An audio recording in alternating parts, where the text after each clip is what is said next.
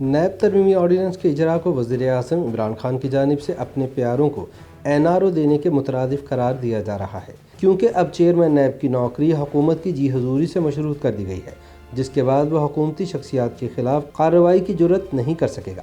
ناقدین کا کہنا ہے کہ موجودہ NAB chairman justice retired Javed Iqbal نے پچھلے 3 برسوں میں بھی حکومت کے قاصل کا کردار ادا کیا ہے، لیکن اب ان کا مستقبل مکمل طور پر وزیر اعظم کے ہاتھ میں آ گیا ہے اور انصاف کی رہی صحیح توقع بھی ختم ہو گئی ہے۔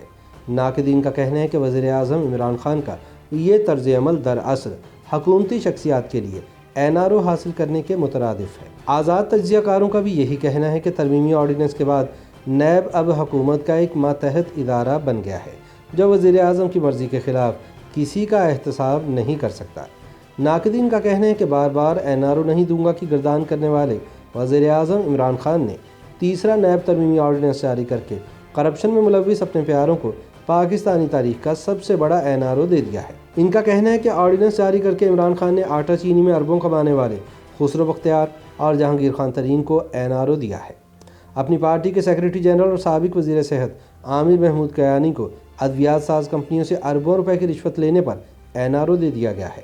عمران خان کے قریبی دوست اور فائنانسر سابق مشیر برائے پیٹرولیم ندیم بابر نے غریب عوام کی جیبوں سے اربوں روپے نکلوائے اور اب عمران خان نے تیسرا نیب ترمیمی آرڈیننس جاری کر کے انہیں بھی NRO دے دیا ہے۔ نیب ترمیمی آرڈیننس جاری کر کے عمران خان نے اپنے تمام وزیروں اور مشیروں کی ماضی کی کرپشن اور لوٹ کھسوٹ کو NRO دیا ہے اور ایک طرح سے یہ بھی بتا دیا ہے کہ آپ جتنی چاہے لوٹ مچاؤ، اب نیب آپ پر ہاتھ ڈالنے کا سوچ بھی نہیں سکتا، کیونکہ نیب چیئرمین پوری طرح حکومت کے شکنجے میں آ گیا ہے، جو پوری تندہی سے صرف اپوزیشن کو ہی نشانہ بنائے گا، ورنہ صدر کے ذریعے گھر جائے گا۔ یاد رہے کہ صدر پاکستان نے ایک بار پھر قومی احتساب بیورو ترمیمی آرڈیننس جاری کیا ہے، جس کے تحت نیب کو 6 اکتوبر سے قبل دائر ہونے والے منی لانڈرنگ اور فراڈ کے مقدمات کی تحقیقات کی اجازت ہوگی۔ اس سے قبل جاری ہونے والے ترمیمی آرڈیننس میں نیب سے 6 اکتوبر سے قبل کے فراڈ اور منی لانڈرنگ کے مقدمات کی تحقیقات کا اختیار واپس لے لیا گیا تھا۔ نئے آرڈیننس کے اجرا سے سابق صدر آصف زرداری، سابق وزیر اعلیٰ پنجاب شہباز شریف، سابق وزیر اعظم شاہد خاقان عباسی اور نون لیگ کی نائب صدر مریم نواز کے زیر التوا کیسز پر نیب اپنی تحقیقات جاری رکھ سکے گا۔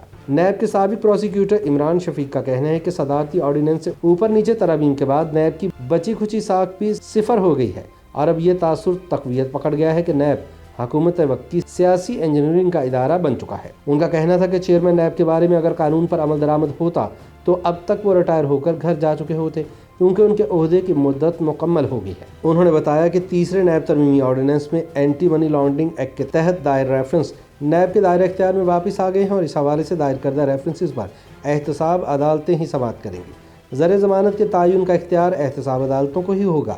اینٹی منی لانڈرنگ ایکٹ کے تحت دائر ریفرنس نیب کے دائرہ اختیار میں رہیں گے۔ اینٹی منی لانڈرنگ کے تحت دائر ریفرنس پر احتساب عدالتیں ہی سماعت کریں گے۔ اس آرڈیننس کے آنے کے بعد مزاربہ اسکینڈل کے کیسز پر بھی نیب کا دائرہ اختیار بحال ہو گیا ہے اور منی لانڈرنگ سے متعلق 6 اکتوبر سے پہلے شروع ہونے والے کیسز سابقہ آرڈیننس کے تحت جاری رہ سکیں گے۔ یعنی دوسرے نیب ترمیمی آرڈیننس سے اپوزیشن رہنماؤں کو جو ریلیف ملنے کا امکان پیدا ہوا تھا، اسے اب مکمل طور پر ختم کر دیا گیا ہے۔ نیب کے سابق پروسیکیوٹر کا کہنا تھا کہ اپوزیشن نے یہ ترامیم عدالت میں چیلنج کر دی ہیں اور ان کے خیال میں ان ترامیم کے خلاف فیصلہ آنے کا قوی امکان ہے۔ YouTube پر گوگلی نیوز دیکھنے کے لیے youtube.com کی سرچ بار میں گوگلی نیوز TV ٹائپ کریں۔ گوگلی نیوز کے پیج پر سرخ رنگ کے سبسکرپشن والے بٹن پر کلک کرنا نہ بھولیے۔ YouTube پیج پر اپلوڈ ہونے والی ویڈیوز سے باخبر رہنے کے لیے بیل آئیکن پر کلک کیجیے۔ آپ کو ہر نئی ویڈیو کے بارے میں نوٹیفیکیشن موصول ہو جائے گا۔